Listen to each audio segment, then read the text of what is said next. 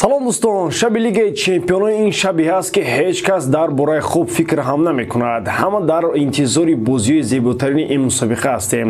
Чанд бозие ки шаби гузашта баргузор шуданд, онҳоро ба хотир меорем. Айни замон дар бораи мавқеи дастҳо дар ҷадвал гуфтан барвақт аст, чун танҳо даври сеюми гурӯҳӣ аст. То охири ин марҳила гурӯҳҳо метавонанд куллан тағйир ёбанд. Аз ин рӯ дар бораи бозиҳои ҳамаи гурӯҳҳо вобаста ба статуси ҳар рақобат аз нигоҳи номҳо дастаҳо ва бозингарони машҳураш ҳарф мезанем.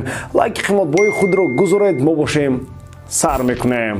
дӯстон, имрӯз давоми лигаи чемпионҳо мегузарад ва шумо метавонед ҳамаи рақобатҳоро бо сарпарасти видеои мо ширкати Yakix бозам ҷолибтар гардонед.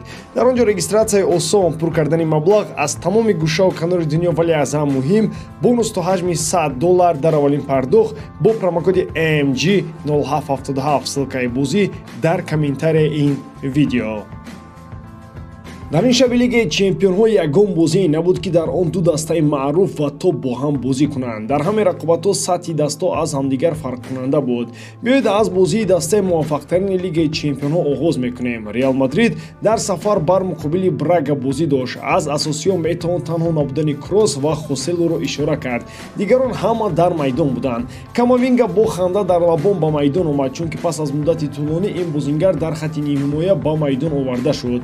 рақобат интизор мерафт, бо бартари пурраи Реал ҷараён дошт. Родриго ҳисобро кушод. дар ин гол хизмати Вини ва суръати ӯ бузург буд. хушбахтона барои Реал онҳо Беллингем доранд. гап на танҳо сари голи ӯ меравад ки бо он ҳисобро 2-0 набуд. сухан дар маҷмӯъ дар мавриди бозиаш аст ки таъсири он ба Реал хеле бузург мебошад.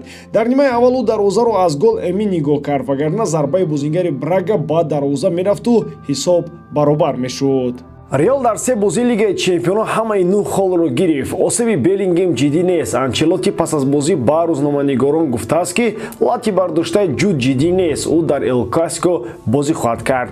дар бозии дигари ҳамин гурӯҳ дастаи Унион Берлин ва Наполи бозӣ доштанд. Унион дастаи бетақдиртарини лигаи чемпионҳо аст. дар ду бозии қаблии лигаи чемпионҳо онҳо дар сониҳаҳои охир ба дарвозаашон голи нокумӣ сар доданд. дар нидор онҳо дар нимаи дуввум тӯбро аз дарвозаи худ гирифтанд. Наполи се холи лозимӣ гирифт. бозии ҷолиб дар Туркия бо иштироки Галатасарай ва Бавария гузашт. туркҳо беҳтар буданд ва прессинги хуб доштанд. лаҳзаҳои хафноки бозӣ дар натиҷаи амалҳои инфиродӣ Коман ва Мусиала ба миён омаданд. Кен пурра маҳкам шуда буд, аммо Бавария тавонист пирӯзӣ ба даст орад ва соҳиби 9 хол шавад. Кен бегол намонд. дар бозии дигари ин гурӯҳ ҳамаи корро ду бозингари аз ҳама зиёд танқидшуда Магуайр ва Онана ҳал карданд. Магуайр ба дарвозаи Копенгаген голи ғалабаовар заду Онана пеналтиро баргардонд.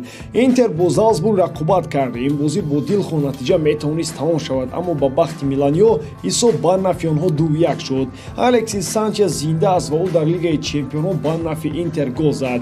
Реал Сосидад дар сафар Бенфикаро бо ягона голи задаи Мендес шикаст дод.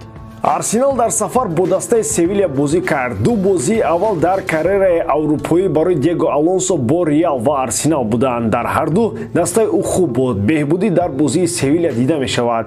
дар ин рақобат Жезус сабқи бразилии Жога Бонитаро ба хотир оварда онро истифода кард. сараввал паси голии беҳтарин ба Мартинелли ва пасон гол аз кунҷи ҷаримагоҳ. Жезус беҳтарин буд ва ӯ се холи бисёр даркориро ба лондониҳо овард. бозии дастаҳои Ланс ва ПСВ мусовӣ 1-1 ба анҷом расид. лигаи чемпионҳо на танҳо дар аврупо, балки дар осиё ҳам сипарӣ шуд. мо дар мавриди бозиҳои як гурӯҳ ҳарф хоҳем зад. агар дастаҳои Ал-Наср ва Истиқлол дар гурӯҳҳои алоҳида мешуданд, пас имрӯз ду гурӯҳро хотиррасон мекардем. 38 ин рақам ба шумо чӣ мегӯяд? ин сину соли Криштиану Роналдо аст. барои ҳамлагари Португалия ин танҳо рақами оддӣ аст. ӯ голҳое мезанад ки шахс танҳо вау мегӯяду ангушти ҳайрат мегазад. Ал-Наср дар майдони худ ба Ал-Дуҳайли Қатар бозӣ дошт. Ал-Наср бозиро таҳти назорати худ қарор дод ва оҳиста-оҳиста пешсаф шуд. Талиска ва Мане ду гол заданд. баъди ин ду гол навбати Криштиану фаро расид. ӯ бо пои чап зарбаеро зад ки Месси ҳам ҳасад мебарад. берун аз ҷаримагоҳ ва ба гӯшаи болоии дарвоза. баъди ин Ал-Дуҳайл бедор шуда ду гол дар 5 дақиқа зад. Роналдо боз онҳоро ором кард. ин навбат Криштиану бо пои чап тоби дар ҳаво бударо зарба зада ҳисобро 4-2 намуд. ду голи Криштиану яке аз дигари зеботар буданд. то охир қатариҳо як голи дигар заданд ва ҳисоб 4-3 шуд.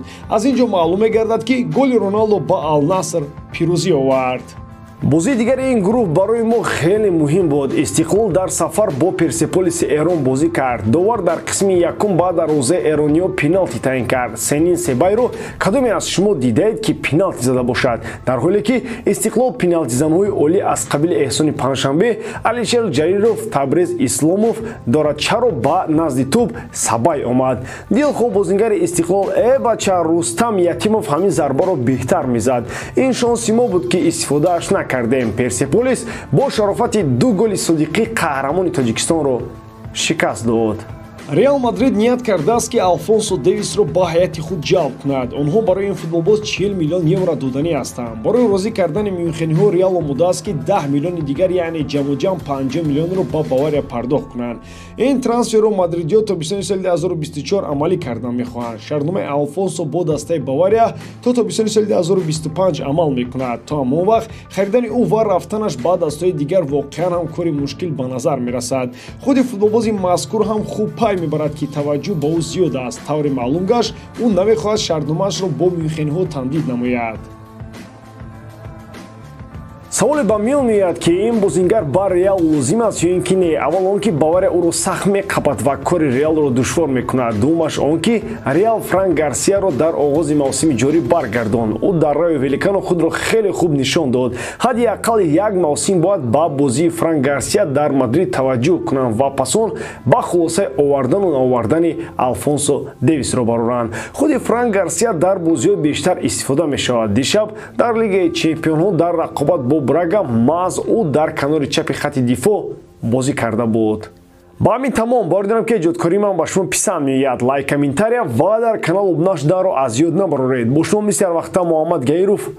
хай бародарон, дар паноҳи Аллоҳ.